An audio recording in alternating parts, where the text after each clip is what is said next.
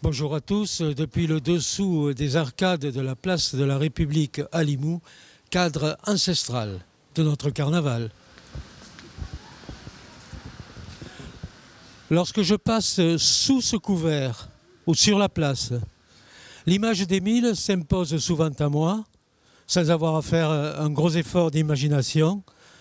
dans une sorte d'interface visuelle à la réalité. Je le revois là, sur ce petit banc. Dans la rubrique Les arcanes des arcades,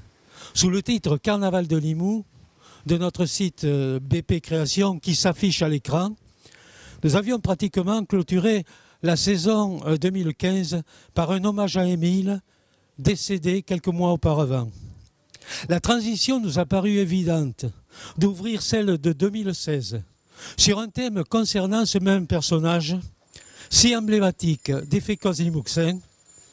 qui a été le maître d'œuvre d'une réalisation sans précédent à Limoux,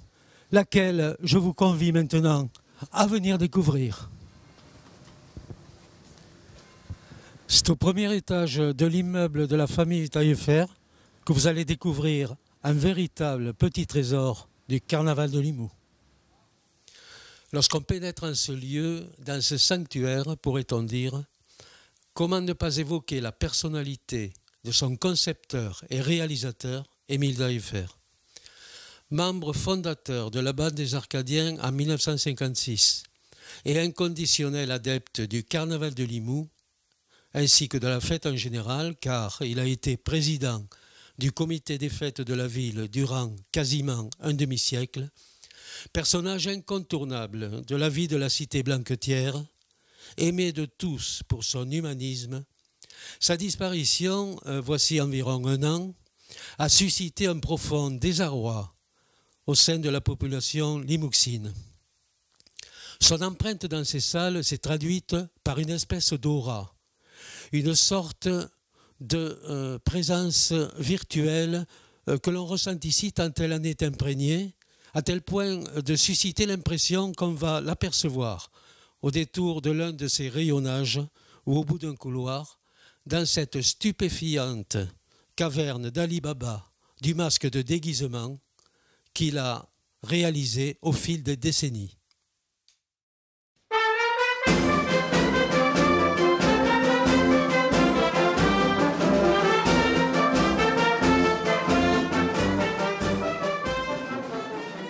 C'est à partir d'un fond de masque existant dans la famille qu'Émile, au fil du temps, a étoffé cette collection par de multiples acquisitions.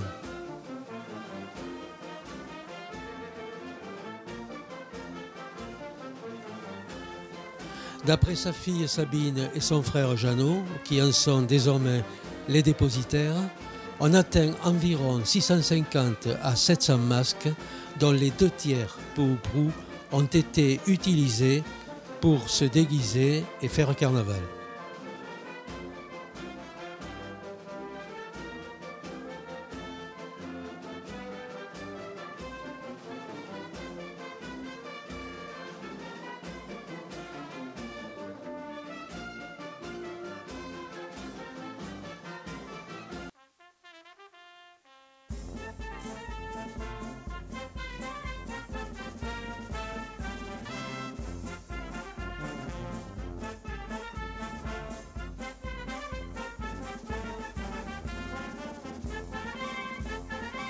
On peut voir ici, allez, je vous les livre pêle-mêle, il y en a tellement, diverses catégories de masques. Des rois, des pharaons, des empereurs, des chefs d'État, des dictateurs, des révolutionnaires, des diables, des sorcières, des mages, des personnages de dessins animés, de Walt Disney, Blanche-Neige, Mickey ou d'autres auteurs,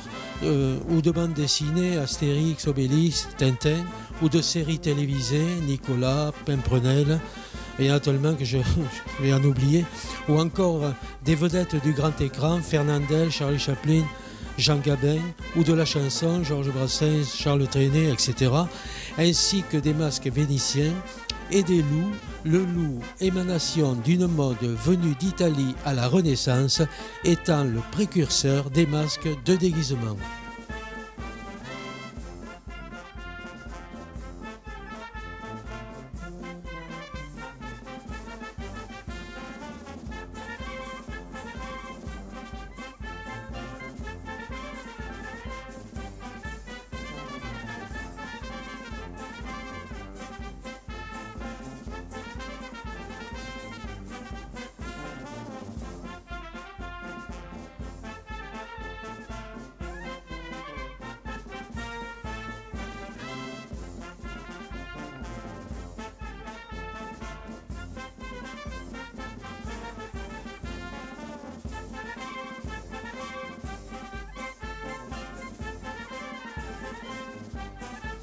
Merci à toi, Émile, pour la réalisation de cette œuvre magistrale,